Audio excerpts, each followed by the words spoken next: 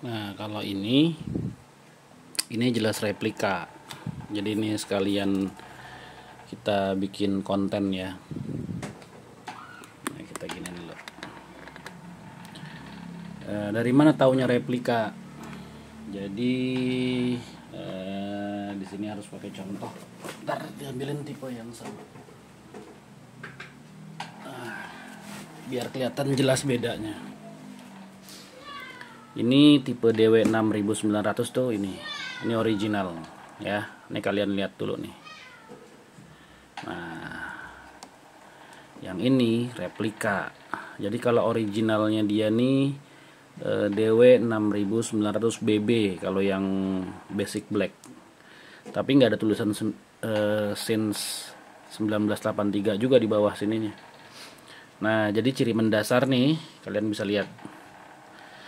Kalau replika tuh agak ngebulet dia. Nah, bodinya dia agak ngebulet. Sedangkan ini dia bulat tapi agak agak gepeng di sininya. Jadi dia kayak elips gitu ya. Jadi buletannya tuh nggak sempurna. Nah, sedangkan ini tuh terlalu membulat. Satu. Yang ciri yang kedua, yang paling gampang adalah ini, lihat. Font G-Shock-nya itu ini terlalu kotak. Sedangkan G-Shock yang original itu dia agak gepeng. Jadi kalau misalnya kotaknya yang ini begini, kalau si original tuh agak lebih pipih sedikit. Jadi dia agak gepeng. Nah, font ini yang nggak akan bisa disamain sama produk-produk replika atau aftermarket. Ini sih lebih ke replika ya, karena dia nyomot mereknya si G-Shock gitu. Beda hal kalau misalnya gini. Dulu tuh gue lihat dari eBay ada yang jual bezel untuk G-Shock. Dia support untuk G-Shock tapi namanya bukan G-Shock apa gitu bezelnya, gue lupa. Nah, itu bisa disebut aftermarket. Jadi dia nggak nyomot merek tersebut, dia pakai merek sendiri, dia ganti brand gitu ya. Tapi bisa support untuk si G-Shock itu. Nah, itu yang kalau menurut gua, asumsi gua itu adalah aftermarket gitu. Itu baru ciri keduanya. Ciri ketiganya, dia tombol seimbang semua. Jadi di sini nongol, di sini nongol, di sini nongol, di sini nongol. Nah, sedangkan untuk tipe DW6900 dan 5600 tuh yang persegi kotak gitu ya. Dia kiri atas tuh pasti agak masuk sedikit. Gitu. Jadi justru yang ori itu kayak gini. Jadi selama dia tipe DW5600 atau DW6900, dia tombolnya itu nggak akan seimbang.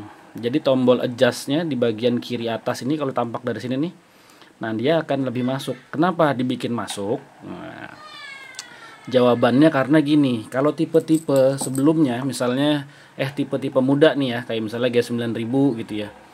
Dia untuk masuk ke menu setting itu dia harus ditekan 6 detik sampai 7 detik si adjustnya ini, ditekan, tahan. Nah, baru dia masuk ke menu setting. Jadi kalau cuma ini gue balikin dulu. Nah, jadi cuma kalau dipegang sekali ini doang, tuh dipencet sekali, dia nggak akan mau masuk ke menu setting. Jadi G-Shock itu ada yang sekali pencet masuk ke menu setting, ada yang harus dipencet tahan. Nah, model-model tipe terkini itu lebih banyak yang dipencet tahan. Sedangkan DW6900, DW5600 itu termasuk ke arah walaupun nggak vintage amat, tapi dia masuk ke klasik lah, klasik series gitu. Jadi dia sekali tekan gini aja langsung masuk ke menu setting. Makanya dia dibikin tombolnya agak masuk sedikit. Jadi kalau kalian lihat dari atas gini tuh, dia nggak akan seimbang gitu. Karena apa? Jadi kalau ini tombolnya seimbang nih nongol, terus kalian lagi aktivitas terus tiba-tiba kepencet ya kan, ya langsung reset dia, posisi keadaan jam mati langsung begini, keadaan setting. Makanya si G-Shock itu bikin tombol atasnya itu agak masuk.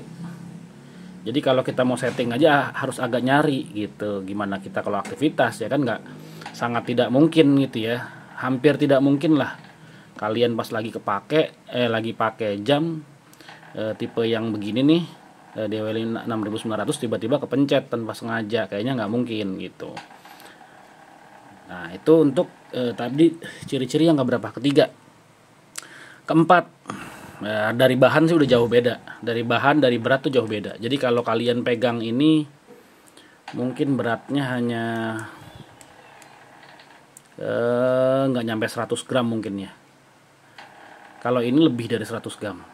Jadi kalau perbandingannya apa ya ini ya, pokoknya ini enteng banget nih. Ini yang si replika nih enteng banget. Ciri-ciri keempat, nah kalian bisa lihat lah. Nah dia kebalik lagi tuh malah masangnya. Ciri-ciri keempat, lihat. Nah ini yang original nih. Detailingnya lihat ya detailingnya ya. Ini gua zoom nih. Tuh, ini original. Sedangkan ini replika. Jadi dia bukan kayak di ini ya, malah kayak dicetak. Jadi tulisannya tuh kayak cetak sablon gitu. Sedangkan ini kayak di apa sih kalau itu kita kayak di laser lah. Nah, ini laser punya nih. Jadi dia agak ada emboss, ada bagian yang masuk, ada bagian yang keluar gitu. Jadi kita pegang nih gini berasa, sedangkan yang ini enggak, ini rata aja. Nah, ada juga replika yang modelnya begini.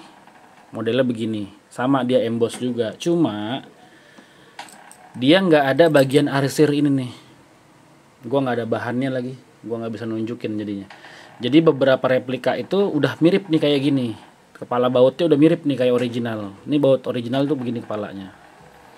Nah, cuma yang tadi gue bilang, dia nih bagian ininya nggak bakal bisa arsir abu-abu begini nih. Arsir halus begini nggak bakal bisa. Jadi kalau ada yang replika yang hampir menyerupai, dia cuma segitiga aja di sininya. Segitiga tanpa ada gradasi-gradasi gini nih. Gitu. Nah, berikutnya kalian bisa lihat kepala bautnya. Nah, ini udah pasti kepala baut replika. Ini kepala baut original, ini replika. Nah, kenapa begitu? Emang begitu. Jadi memang ini ciri khasnya si G-Shock DW69 tuh kepala bautnya pasti seperti ini. Nah, yang gue bilang tadi ada tipe DW6900 yang hampir menyerupai kayak gini. Yang gue bilang tadi dia nggak bisa bikin arsiran segitiga ini. Kepala bautnya pun udah mirip. Cuma dia di ujung bautnya itu lancip. Sedangkan baut G-Shock asli itu tumpul. Ini gue buka satu ya, biar teman-teman bisa langsung menyaksikan. Ini gue buka baut original. Gue taruh dulu. Ini baut original. Nah, dia tumpul. Nah, jadi nggak ada ceritanya baut G-Shock itu ujungnya lancip kayak baut radio gitu, kayak baut-baut elektronik atau baut-baut mainan anak ya. Itu kan rata-rata ujungnya lancip ya. Ini gue pasang lagi ya. Nah, itu nggak ada tuh. Jadi baut Casio itu baut belakang pasti tumpul. Diciptainnya tumpul. Nah, sekarang kita lihat si replika ini. Dan ini mesinnya pasti plastik. Ini gue agak zoom out lagi. Nah, ini pasti mesin plastik. Ini mungkin kisaran kalau di online shop ini paling 100.000, 150.000 nih kalau yang begini. Kalau yang tadi gue bilang replika udah agak lebih bagus tuh, ya tetap aja sih nggak bagus. Maksudnya dia hampir bisa menyerupai. Nah tadi nih yang gue bilang. Ini baut replika pasti lancip ujungnya kayak baut radio tuh, kayak baut mainan anak, kayak baut mobil-mobilan, kayak baut apa lagi. Nah ini pasti lancip dia.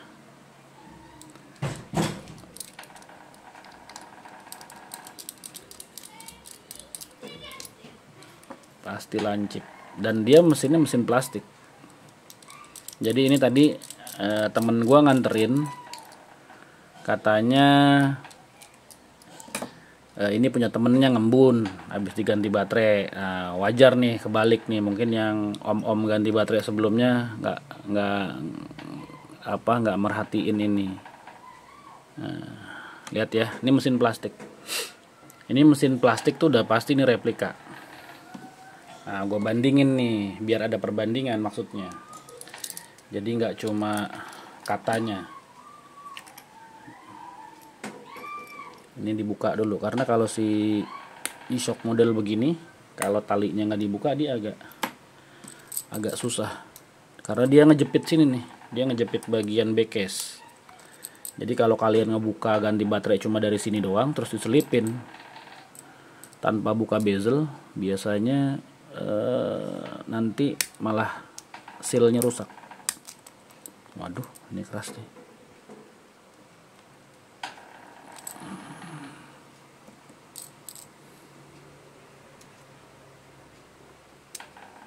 Wah, karat.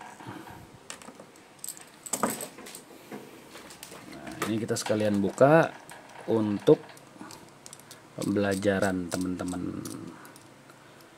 Nggak apa-apa.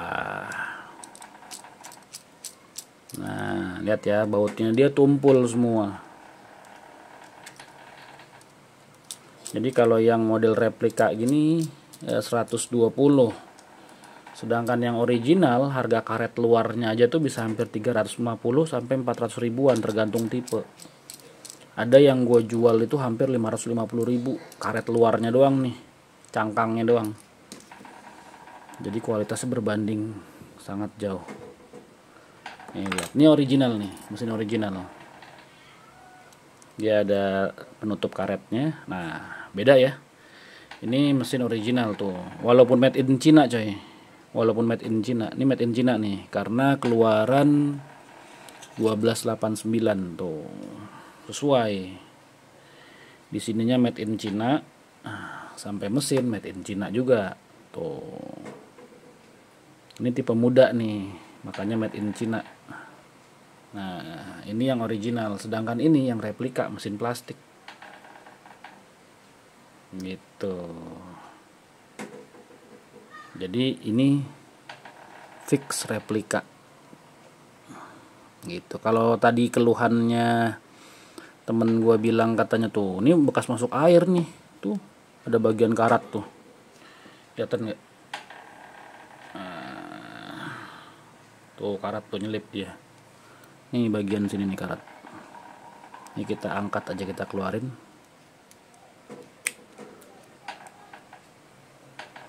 Atau dibuka dari sini nih.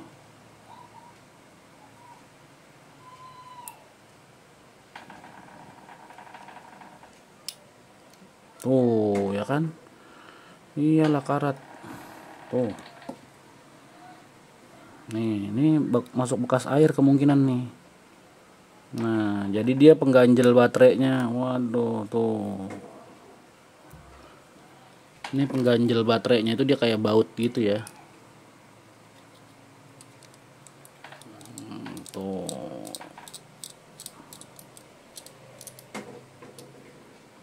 Tuh, ini bercak air nih. Tuh. Bercak air tuh. Ini setelah ganti baterai katanya nih. Jadi setelah ganti baterai ngembun. Oh. Ini replika. Baterainya ori ini malah. Baterainya original nih. Maxell original. Jadi nanti ini kita akan infokan ke pemiliknya, temennya sih. Jadi yang nganterin ke gue itu temen pemiliknya, bukan pemiliknya langsung. Nah ini pasti karat coy. Kalau masuk karat kemungkinan dari mana dia? Iya ininya kotor banget sealnya tuh.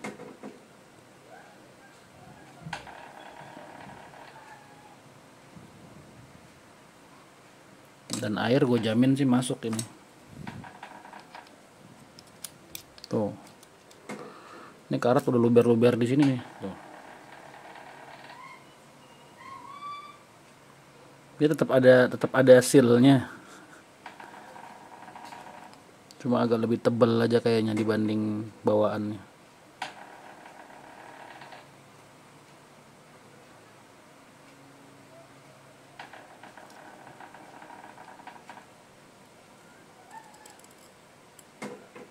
Nanti kita akan infokan.